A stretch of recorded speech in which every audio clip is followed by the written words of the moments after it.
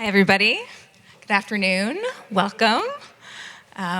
Senator, it's a pleasure to speak with you today. I know this is a policy event, but we'll go ahead and kick it off with an easier, sort of lighter question, which is, what are you driving these days?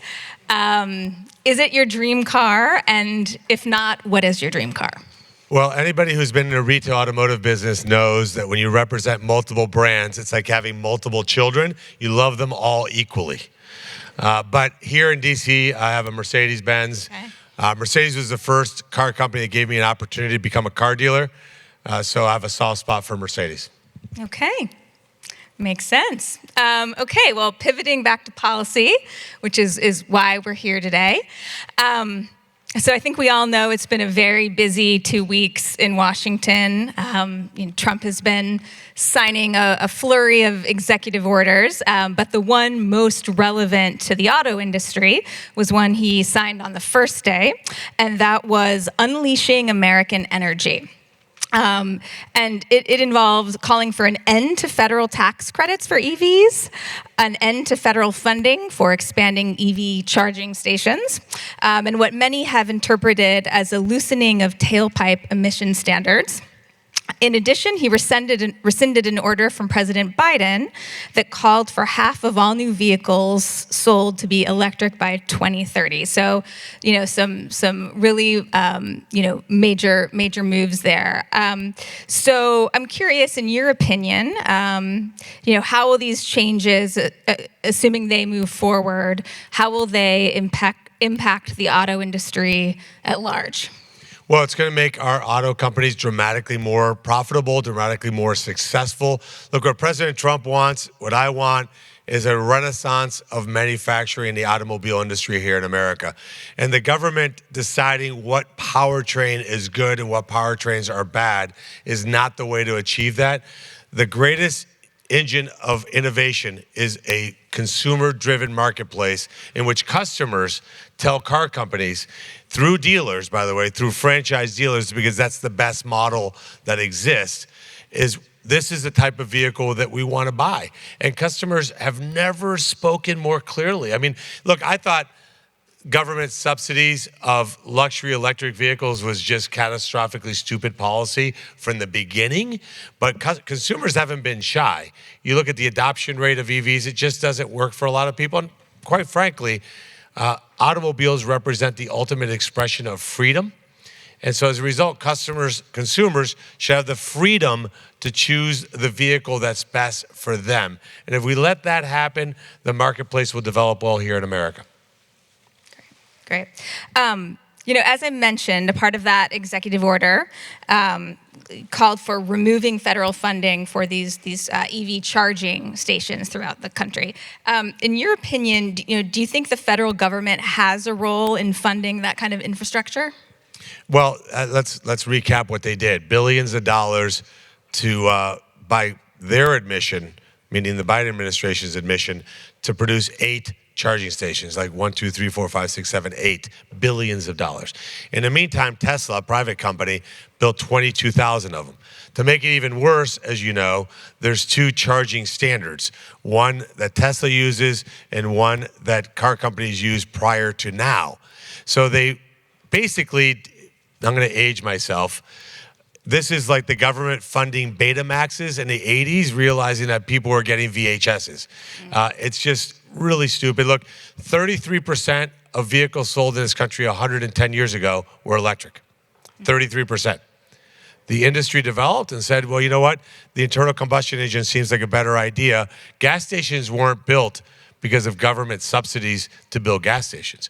It was because it was a market-driven forces that created it so that basically, if you're driving from here, if I'm driving back home to Cleveland, I don't have to worry about whether I'm gonna make it because there's lots and lots of choices for gas stations. And if I want to go out of my way to go to Sheetz because they have great sandwiches, there's certainly a Sheetz available. I don't have to sit here and wonder, oh my God, where's the nearest charging station? And that's why consumers are not choosing to go that direction. Makes sense, makes sense. Great, moving along. As many of you probably know, the Trump administration is threatening a 25% tariff on all imports from Canada and Mexico that could go into effect as soon as this Saturday. But given that so many auto parts in this country come from other countries, that some have expressed concerns that this could have a real impact on costs for factories and dealerships. I'm just curious, do you have any thoughts on what the implications for those tariffs might be? Well, I think you got to back up and say what was the necessity that drove that conversation, and it's pretty straightforward. We've had millions of people come into this country illegally through Mexico and Canada. Mexico and Canada did not do everything they could to prevent that. They've allowed base chemicals to come into Mexico specifically, put things into fentanyl that people are literally dying from. It's not even addiction or overdose, it's instant death. The Mexican government hasn't done enough to stop that. The Chinese government has facilitated it. What President Trump is doing is saying something pretty straightforward. If you're going to be our friend, if you're going to be our ally, you're going to help us prevent the deaths of hundreds of thousands of American citizens. And if you're not willing to do that, we're going to punish you economically. And I think he's exactly right to do that. And I think we should applaud for President Trump for supporting American citizens who, in my state, by the way, we saw 6,000 or 7,000 deaths last year from fentanyl. And it's affecting lots and lots of communities. Those are people who are probably 1 or 2 degrees away from knowing somebody who does that. Look, what's happened since then? The Mexican government, the Canadian government have taken actions.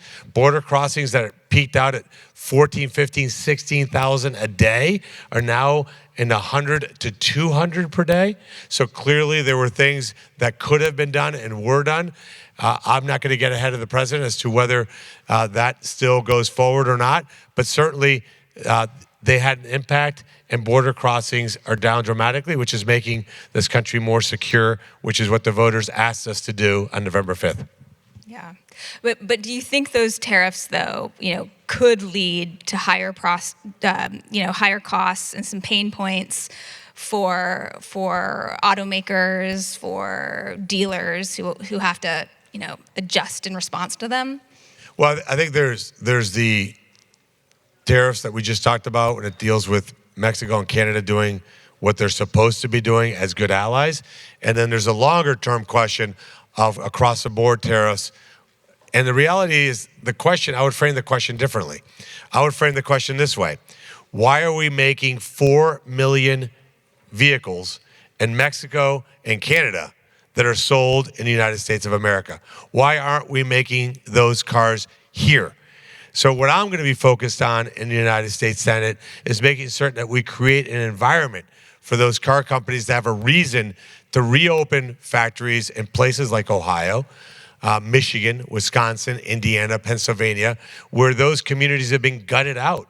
We created Monterey. We created Aguascalientes because of terrible industrial policy here in America. So we have to create an automotive manufacturing boom, not just for economic reasons to cities like Lorain and Youngstown and Dayton, Toledo, but also for national security reasons. We won World War II because the car companies in this country were able to pivot to make items that we needed for national security. But we on our side, on the government, have got to provide incentives for these car companies to make certain that America is the best place for them to do business. That's a regulatory environment that's logical, a tax environment that makes sense, workforce policies that allow them to do that. I've talked to the UAW and challenged them to be a positive party to this.